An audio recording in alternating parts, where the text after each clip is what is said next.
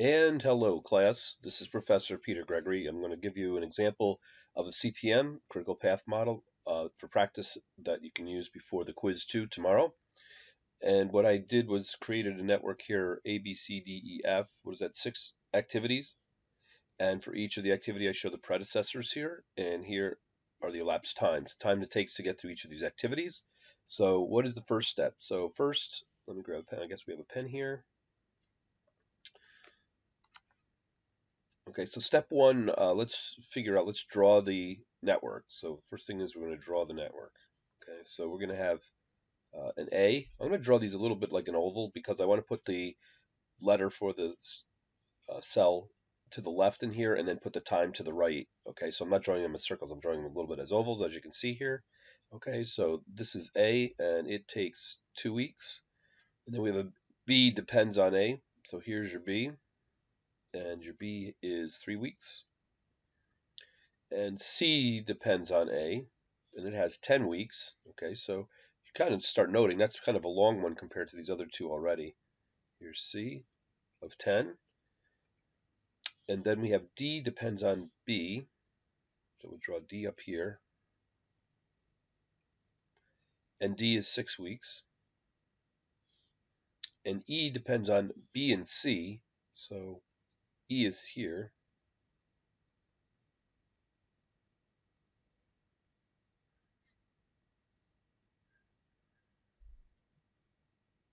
And it takes 1 week.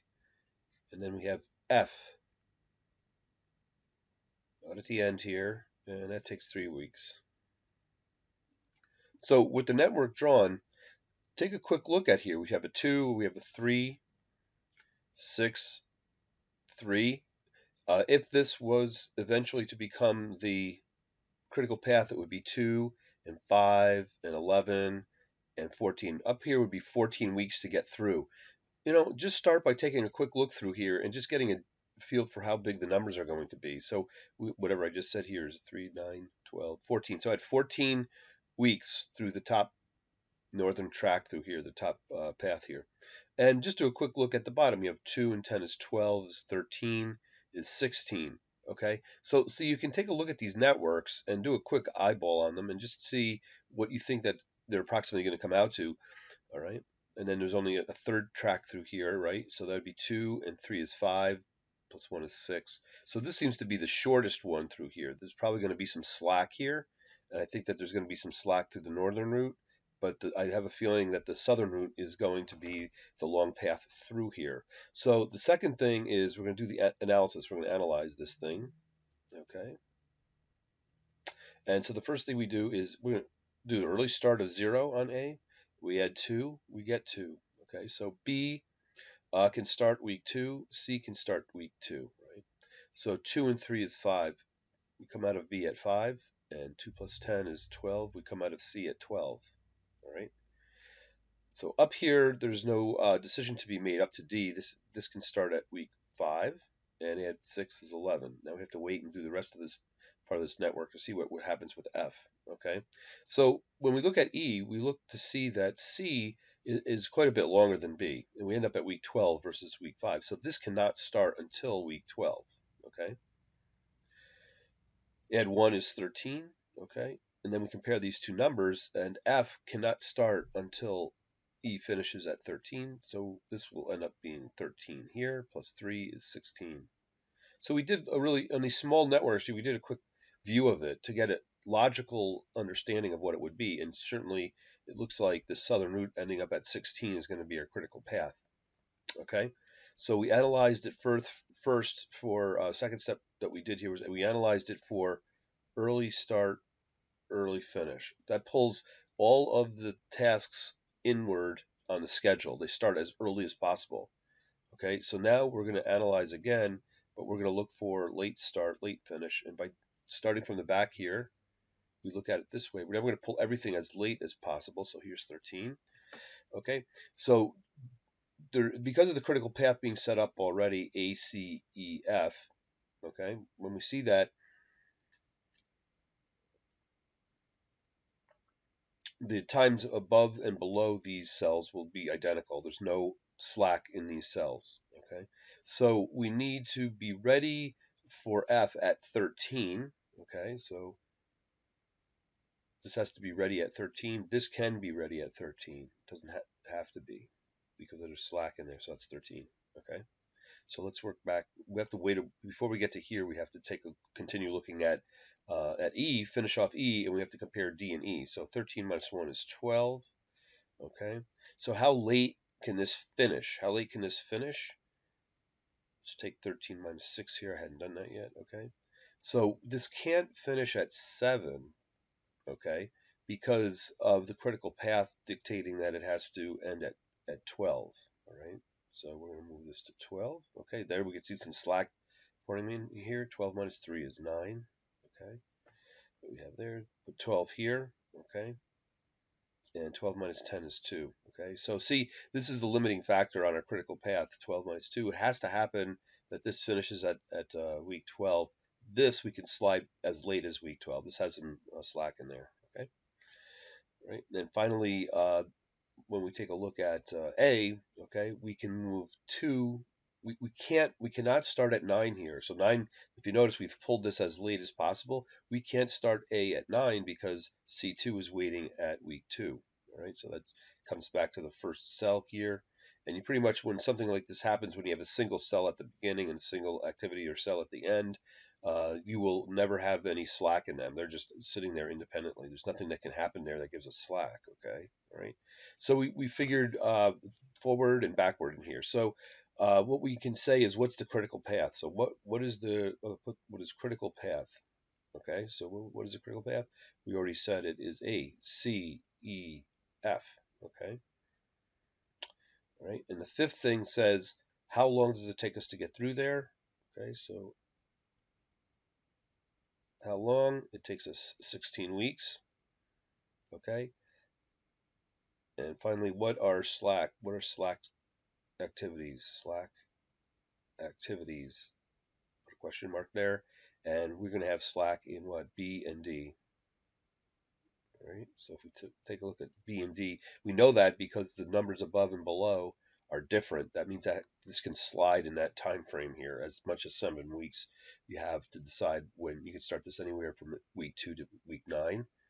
Okay, and then or rather, activity D6 uh, will depend. This will actually depend in real life as to when you actually start B. But if you started it as early as possible, this would start at 5.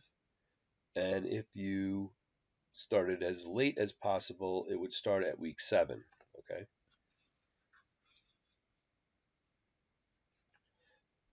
So that's how we analyze that circuit. Okay. And what we could do is we might highlight here at this point.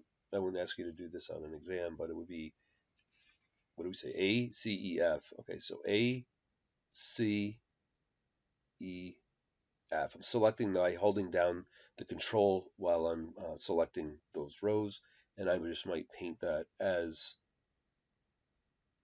yellow, or pick your favorite color, right? So I just indicated which of these activities fall on the critical path A, C, E, and F.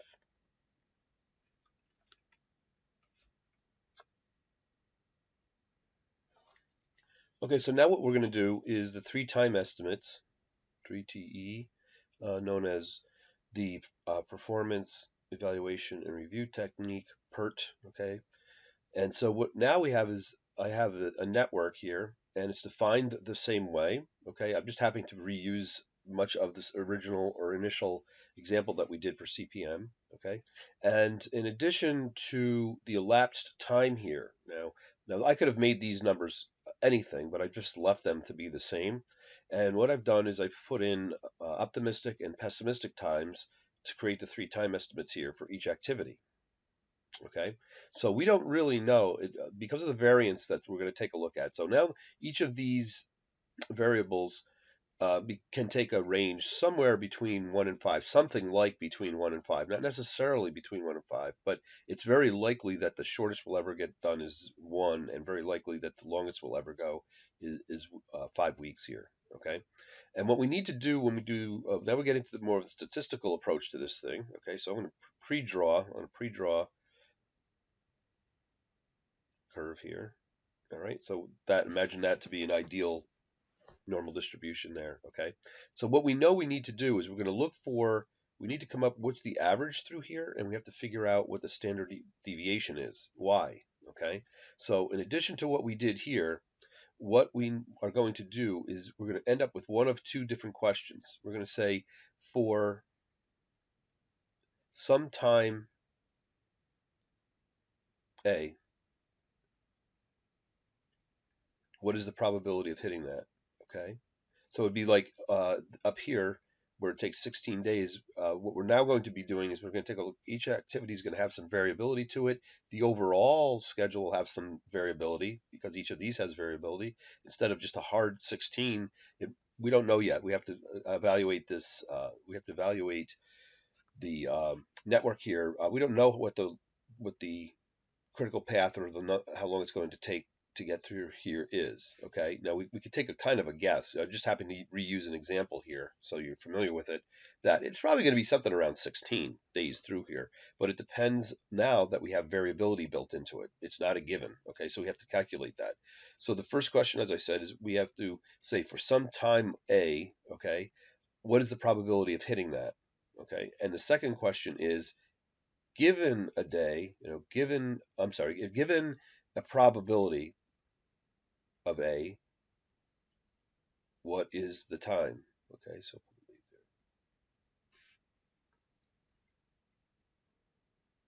okay, so the two different ways we can look at this is as a company is, boy, if our customer really needs it on day 13, what's the probability of hitting that? And if they want, and then the other side of it is, let's say we develop a procedure or policy at our company and just says always, except there's a really good reason for an exception, always shoot for something like, and it's an arbitrary number, like 90% probability of 0.90. So we ask the question two different ways. That's what we're solving for. Okay, that's what we're after. Remember that the reason that we're even doing this is to be able to tell the customer when things are going to be done, and then manage our affairs so that we actually hit that delivery date on there. Okay, so what is the equation? All right, as I call it, the pancake equation here. All right, so we're going to need, I got to find some space here. Okay, so the pancake recipe is A plus 4 of M plus 1 of B. I said it's like one measure of milk and 4 of flour and 1 of eggs that go into a pancake mix. Okay, theoretically, and we divide all of that by 6. Okay, and in these problems, we work with these simplified equations that industry has given us. That's the expected value. So this is the expected value for each of these activities. And then we're going to take those activities, those times, and we're going to go back and we're going to put them into the network. We're going to draw the network there. Okay. So that's how we get the expected value. So that's part of the early steps. Okay. And eventually, this is the expected value. We're given an equation for the variance of each one of these activities. And that is, think of it in terms of what's the spread, how much time between your pessimistic and your optimistic. So it's your pessimistic minus your optimistic divided by 6, that thing squared. Okay, so we need to punch those equations into Excel. So that would be equals. I'm going to put a set of paren and divide by 6. I'm kind of setting up my equation here so it's nice and clean. And we need 3 terms in there. We need our A, 4M, and the B. So I'm going to grab my A, and I'm going to add. Now I need another set of parens here, okay, to protect this part of the equation. 4 times my M, close the parens, and add a B in there. Okay. Just double check this. Okay, so we have an inner set of parens. That's our 4M, 4 times E18. Okay, we have A is D18 and B is F18. We add all of those together, divide by 6, and we get 2.3. And Excel is wonderful. We just drag that right down. There's no absolute referencing in here. It's all relative. We want the referencing in Excel to auto increment as we pull it down, which it did. Okay. Okay, so now we will draw the network again. Okay, so we drew it once. Okay, so I'm going to draw it. I'm going to run out of room here. I'm going to start it over here. Okay, so it's the same network. I just happened to use this for the example. So we have an A. We have to put these times in there. Okay, now we have to put these variable times in here. ABC, we get D. That's a D. E.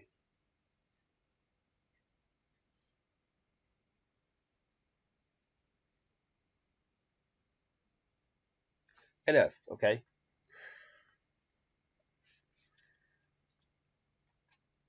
So let's go put those times back in here. Now I'm always going to be using Excel. I'm going to use all the precision. I'm going to use Excel formula to make calculations, but I'm going to shorten them inside these cells here. So this is 2.33.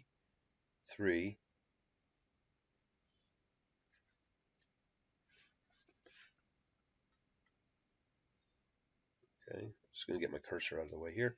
And B is 3.167. B is equal to 3.17. Okay. C is 9.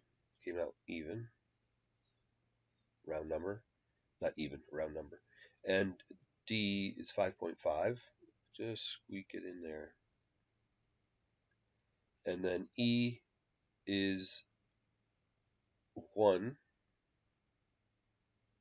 And F is 5. Nope. It is 3.17. 3.17. Okay. So now what we need to do is add up. We'll start here, and we'll start at 0, and this ends at 2.33. Okay, so these are both going to start at 2.33 B, and C, just like we did before. 3. Now this is where we might need to use Excel a little bit to do some adds here. Okay, so I'm going to actually do the adds right near here. Okay, so this cell is going to be 2.3 plus 3.17. Okay, we'll just put it right in here. 2.3 plus 3.17. Actually, before I do that, I want to use the cells that they came from. I'm sorry. So what we're going to do is going to say I want to use all the precision. So I'm going to go get the time for A and add it to the time to B. So that's 5.5. It's kind of in the right area. I'm not going to touch that anymore. So it's sitting right on the drawing that I have. Okay. And then 2.33 plus 9. I'll put that right here. It's equal to 2.33. Again, I have to go grab the number. It's here. Is equal to this. I don't want to lose the precision. Okay. So 9. It's actually exactly 9. So I'm going to hit that. So that turns out to be 11.33. Okay. So up here is going to be equal to 5.5. We enter this at 5.5. We enter this at 5.5. Okay, and we add 5.5 here, so I don't really need to do an equation. But actually do that. 5.5 and 5.5 is 11. Trying to get the cursor out of there. So that's going to be 11 here. 5.5 plus 5.5. Okay, so we have to, actually we have to wait here. I kind of got ahead here and I put the 5.5 here, but we have to take a look at what happens with C. C, we figured out that it was 11.3 weeks by the time we got through C9. So this is not correct here. I have to rewrite those numbers in.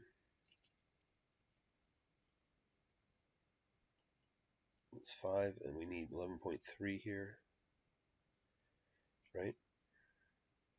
And if we add 1, that's going to be 12.3.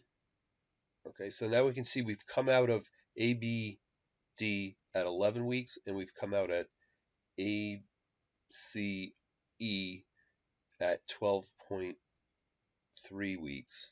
Okay, so our starting time on F is going to be 12.3, so later of the time, and we're going to add 12.3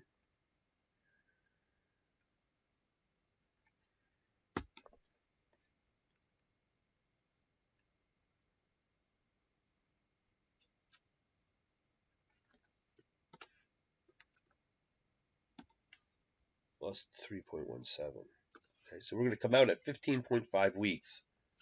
With the if you notice, we started out with the nominal numbers being equal to the original numbers here, but because of variability, it's more likely our expected value is going to be 15 and a half weeks through this thing. Okay, so if we answer the same questions as above, 1, 2, 3, 4, 5, 6, we already drew it.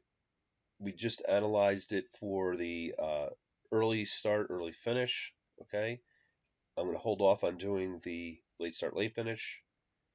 Critical path is still going to be ACEF. Okay, but how long does it take to get through there? Now we're getting 15.5.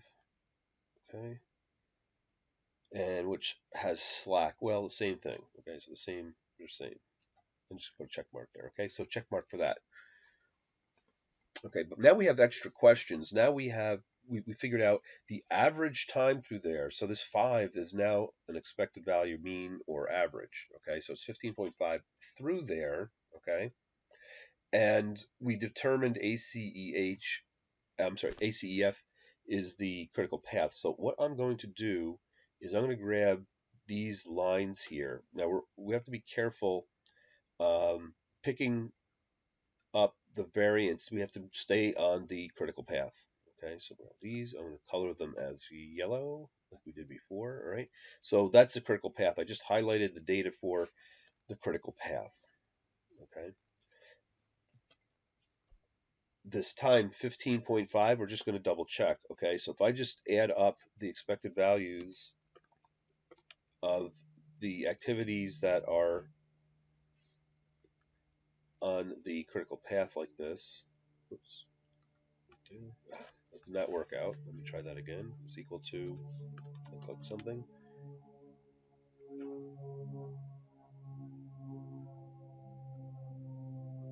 Close off the parens.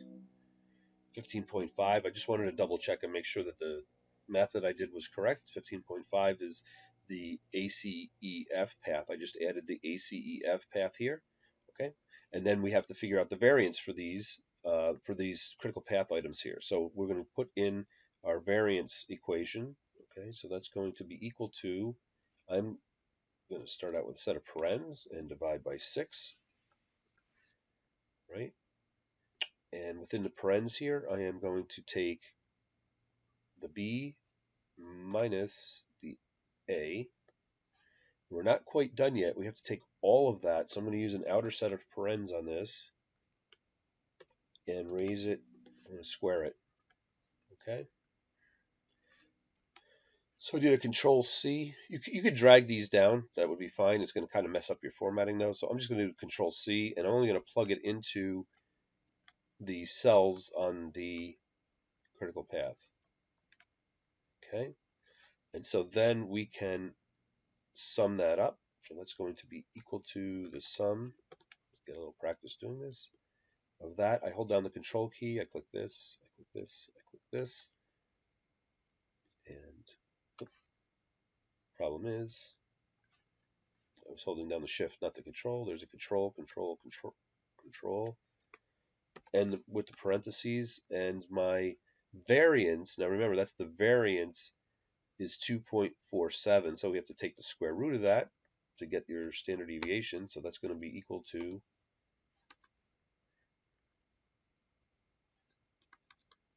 square root of that.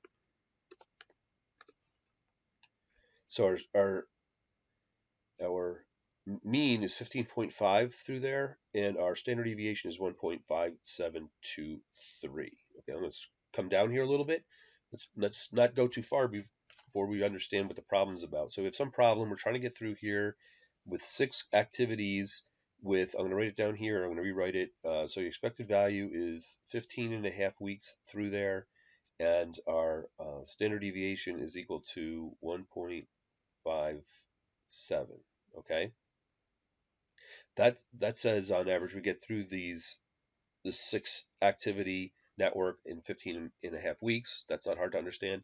But what does the 1.57 mean? Okay, it means that on average we differ from the mean by 1.57 weeks on average. Okay, so if you were going to predict the most likely thing, right? Your average is the most likely event. If you were going to predict what the outcome was going to be for a normal distribution like this, you would say, well, it's probably either going to be plus or minus 1.57 of these standard deviations, or 1.57 weeks rather. 1.57 weeks is on average how much we differ from 15.5 weeks when we do a whole bunch of these. If we ran this network 100 times, we would find out that on average it differs from the mean by 1.57. That's the meaning of standard deviation, the average distance to the mean of all the points. If you slow down and think about the words, the average distance to the mean, and when we put all the points, what we're talking about is, like for instance, 100 runs through this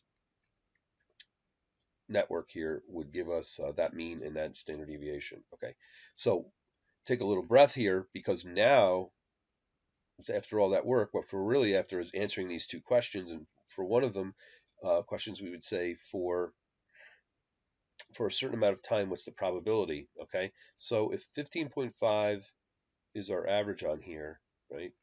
If we quote a customer, tell a customer that we're going to come in less time than this, the probability goes down, and it goes down pretty fast as you're going through here. Okay. Now, if we go above 15.5 days, we start having a higher probability. Okay. So, what if we just randomly said, without doing any more calculations, what if we just said, listen, can you take it in 18 days? Okay. So 18 days. Can you take it in 18 days? And what we have to do is figure out what's the probability of us even hitting it on 18 days. Okay. So, this is where we get into, we're going to go over to the Z table. I created a Z table here. Okay, will be on your quiz. All right, so here's a Z table. And if I come back to our problem, we need to go in, the Z table here is full. It's a tabulated, table of the probabilities associated with different Z scores. So what's a Z score? Okay, I did this in class, but what is a Z score? It's not really hard to understand. It's just taking how far our point of interest is from the mean. So our point of interest would be 18. And how far away is it from 15.5 weeks? And we're going to divide by 1.57, okay, which is the standard deviation. Standard deviation is 1.57 weeks. Compared to the standard deviation, how many standard deviations are we away from there? Okay, so let's calculate that. I'll put it in right here. Now I'm going to use the table numbers because we want to use the precision. We don't want to round. I just drew rounded here, but we're going to actually go to the cells. 18, we just called it out. We said 18, and we're going to subtract 15.5, right? And what we need to do is put a set of parentheses in there to make sure that we divide this correctly, right? So that's going to be divided by the standard deviation. So now it's going to come out to some number of standard deviations. That's what your Z-score is. So our Z-score is 1.59 if you round it. Okay, so that's your Z-score. Okay, that says we're above the mean by 18 is above the mean by 1.59 standard deviations. Okay, now we go to the table. We can run over to our table, and we're going to look for 1.5899 is the actual number. Let's go to find 1.5899, and there's 2 parts to the table. I put the pictures in here to show that this part of the table talks about finding your Z-score if it's less, if it's to the left or less than the mean. And this part of the table talks about if your point of interest is above or greater than the mean. And so we're greater than the mean. 18 is greater than 15.5. And what was the number? 1.5899, I believe the number was. 1.5899. Let's find it in the table. It's probably, where are we here? Let's scroll down a little bit.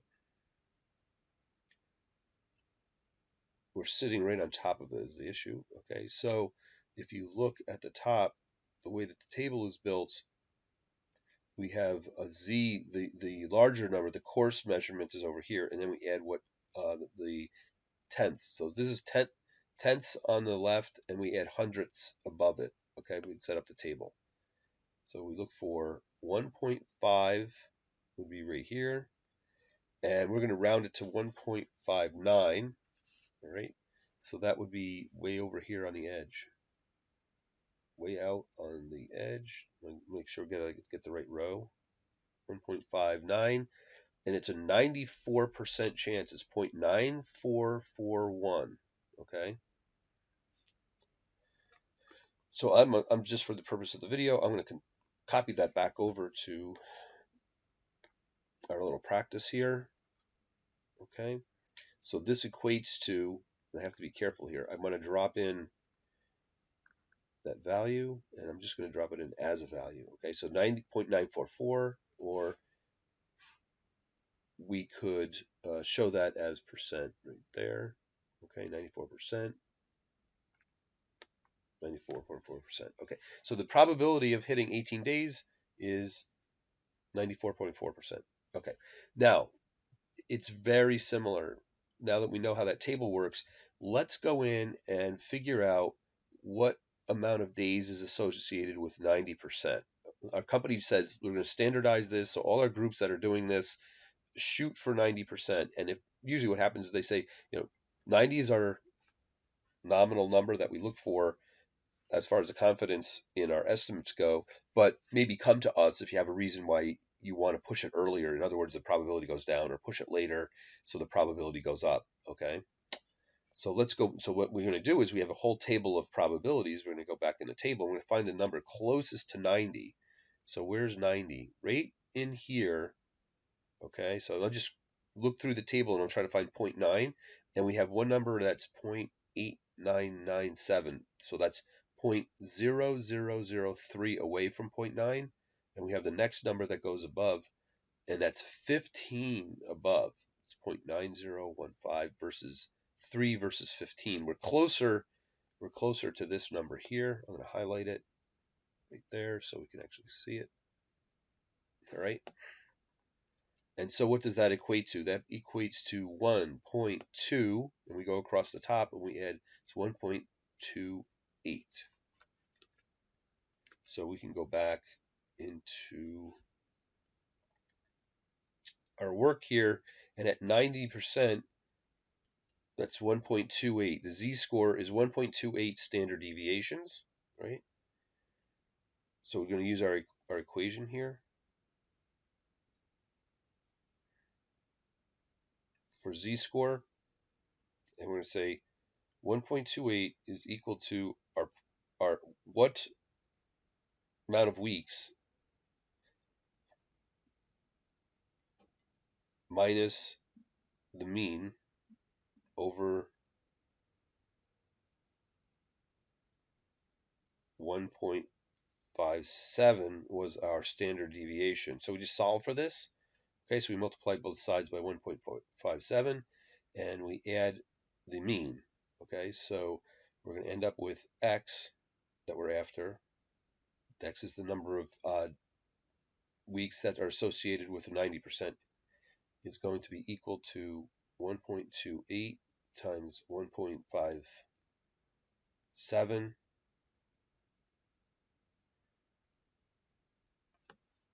plus the mean, which was 15.5 exactly.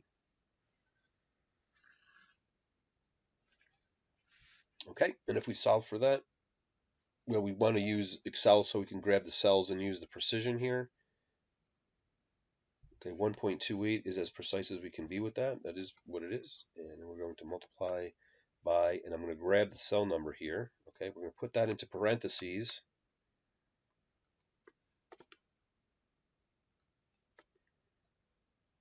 and we're going to add 15.5, but I'm using the cell reference here. I'm not typing it in, okay? So the number of, if you remember, when we said 18, this number that we just came up with should make sense. So what we're after is 17.5 days, all right, is associated with a confidence of 90%. So we just used the z-score going in one way versus the other. We just solved for one and number two. We just did number one and number two, right? The probability for a certain amount of time or days of 18 was 94.41. And the other thing that we can look at is, but what are the number of days associated with a 90% hit?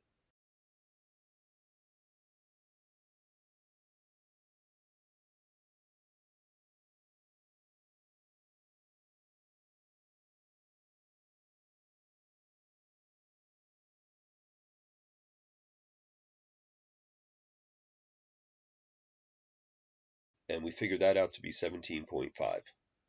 Okay, so great. After all that work, once you do that a few times in industry, so to speak, once you're out there working, if you've run through this a number of times, it becomes pattern. But here we are learning it, and that's how you get through. That's the three-time estimate or PERT for that network. Okay, hopefully that helps. And if you do have any questions, just send me a note and we'll figure it out.